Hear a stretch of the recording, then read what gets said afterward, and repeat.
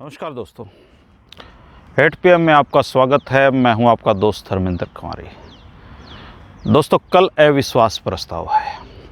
अब सबको पता है, मुझे पता है कि अविश्वास प्रस्ताव गिरना तय है, लेकिन मैं इसको अपने शब्दों में अगर कहूं तो मैं इसे कहूंगा कि अविश्वास प्रस्ताव का गिरना तय है, लेकिन ये अविश्वास प्रस्ताव कुछ नेताओं को हरियाणा की राजनीति से, उनकी नज़रों से हमेशा के लिए गिराने वाला अविश्वास प्रस्ताव होगा।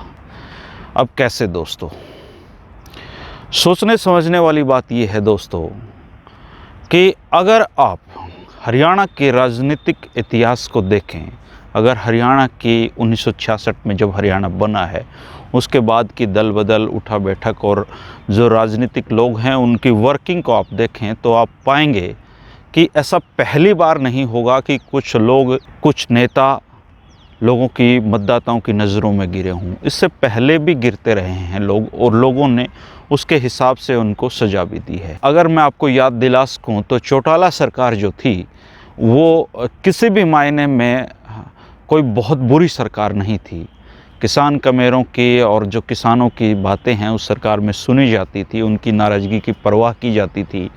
लेकिन जब चौटाला साहब ने सरकार आपके द्वार कार्यक्रम चलाया और जब वो गांव-गांव में उन्होंने जाना शुरू किया, तो उन्होंने जिस तरह की वर्किंग उनकी रही, जिस तरह की बातचीत वो करते रहे, वो सारी बातचीत का अगर आप निचोड़ निकालें तो उस जो सरकार का अंतिम हिस्सा था उसमें इस तरह की बातें, जो सीन आज सरकार में चल रहे हैं, ठीक वैसे ही सीन, ठीक वैसे ही बातें उस समय की चौटाला सरकार में होने लगी थी। नतीजा क्या हुआ दोस्तों? नतीजा ये हुआ कि चौटाला साहब की लोकप्रिय सरकार चली गई। चौटाला साहब के समय में लोगों ने सोचा होगा, हो सकता है चौटाला साहब ने भी उस समय सोचा हो कि लोग हैं, भूल जाएंगे, माफ़ कर देंगे।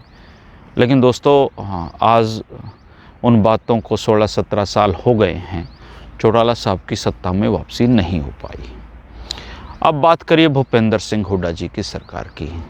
भूपेंद्र सिंह हुड्डा जी की सरकार के जो अंतिम वर्ष थे, वो वर्षों में उन पर करप्शन के चार्जेस लग रहे थे, इसी तरह के भाई भतीजावाद के आरोप लग रहे थे, इसी तरह के नौकरियों में जो भेदभाव था उसके आरोप लग रहे थे।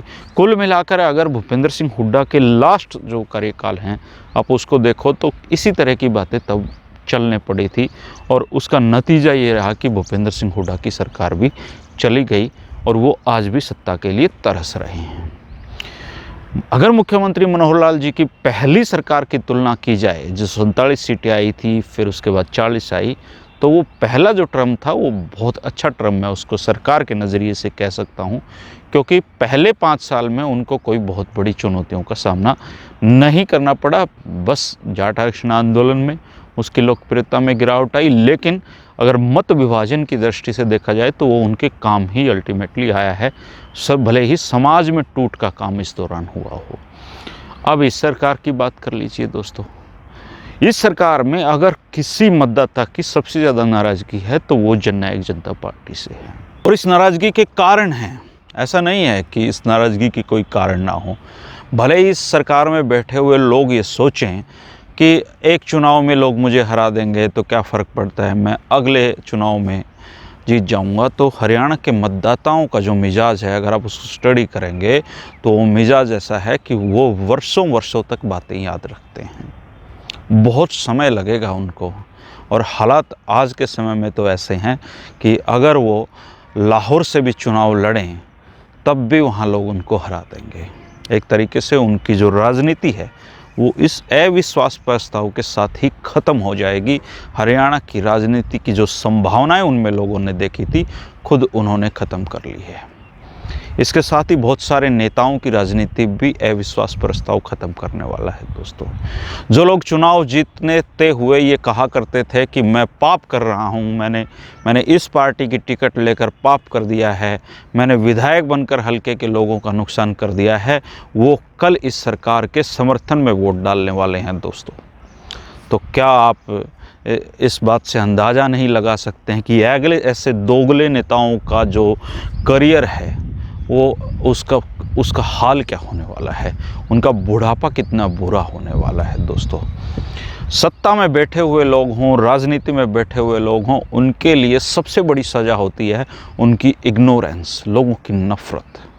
देवेंद्र बबली विधानसभा में बोल रहे थे दोस्तों, अगर उनके शब्दों पे आप गौर किया जाए तो सबसे बड़ा दर्द उन्हें इस बात का था कि जो लोग हैं वो उन्हें गांव में आने के लिए मना कर रहे हैं।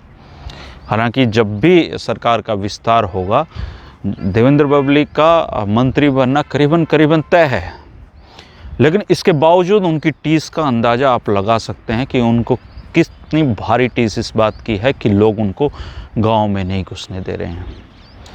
अब मैं छोटा सा एक एग्जांपल देता हूं दोस्तों। रामविलास जी हैं, बहुत पुराने पॉलिटिशियन हैं, करीबन 50 साल हरियाणा की राजनीति में उनको सक्रिय हुए हो गए हैं, इमरजेंसी में भी जेल में रहे हैं।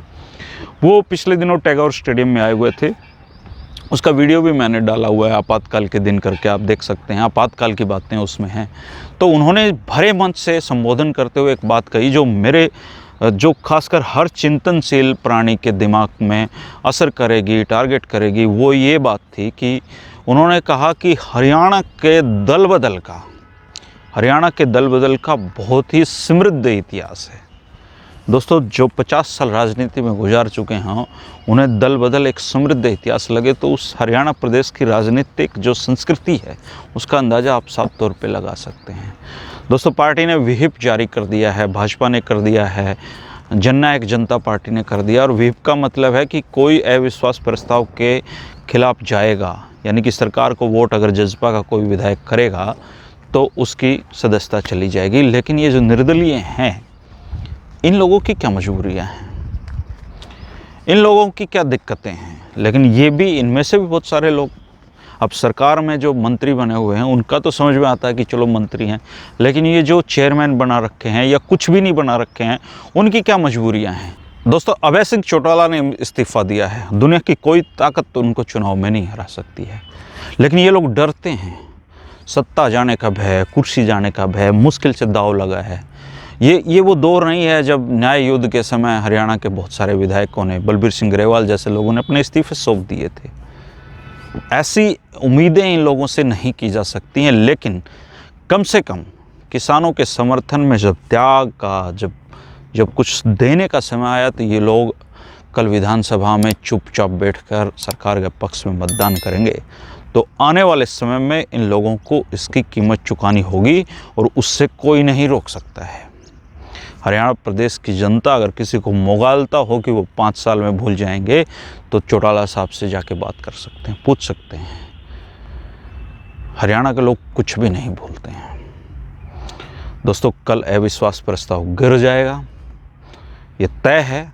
लेकिन इसके साथ ही हरियाणा प्रदेश की जनता के नज़रों से बहुत लोग गिर जाएंगे। ये वो लोग होंगे जो इसी सरकार के खिलाफ बात करके वोट ले गए और इसी सरकार के जाकर पाले में बैठ गए।